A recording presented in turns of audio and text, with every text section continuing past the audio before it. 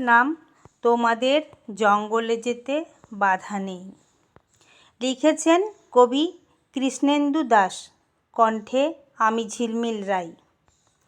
তোমাদের জঙ্গলে যেতে মানা নেই, যখন তখন ইচ্ছে করলেই বনে জঙ্গলে যেতে পারো।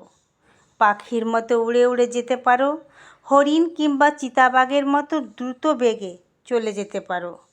জঙ্গলে যেতে বাধা নেই। কাঠপিঁপড়ে হয়ে নিরাপদ বেয়ে বেয়ে গাছে উঠতে পারো, প্রজাপতি মৌমাছি হয়ে মধু সঞ্চয় করতে পারো। কাঠঠোকরার মতো সারাদিন ঠক ঠক ঠক ঠক ঠক ঠক করে আওয়াজ করতে পারো। পাখিদের মতো যে কোনো ডালে তুমি উড়ে বসতে পারো। বুলবুলি অথবা ময়না কিংবা টিয়া পাখির শাবকের মতন শাল, সেগুন, ছাতিম অথবা শিশু বৃক্ষের কোটরে শিশু হয়ে তুমি আশ্রয় নিতে পারো। জঙ্গলে পাতা হয়ে গাছে গাছে যতবার খুশি তুমি জন্মাতে পারো, কোনো বাধা নেই। যত ইচ্ছে বৃষ্টিতে ভিজতে পারো। মারণ জ্বর, ডেঙ্গি জ্বর, অজানা জ্বর তোমাকে ছুঁয়ে যেতে পারবে না। শুকনো পাতা হয়ে তুমি খসে পড়তে পারো ঝরা ফুলের মতো।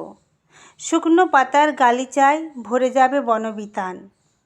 বনবিড়াল, কাঠবিড়াল কিংবা গিরগিটির মতো ইচ্ছে করলেই তুমি ঝোপে ঝাড়ে লুকিয়ে পড়তে পারো। হাতিদের পালে কিংবা ময়ূরের দলে একাকী মিলেমিশে যেতে পারো। গিরগিটি, বেজি অথবা সাপেদের মতো হামাগুড়ি দিয়ে ছন্ন ছাড়ার মতো ঘুরে বেড়াতে পারো। একদম তুমি নিরাপদ, যেতে কোনো বাধা নেই। কিন্তু মানুষের জঙ্গলে যেতে নিরাপদ নয়। অনেক কাগজ, কলম, অক্ষর রাখা আছে।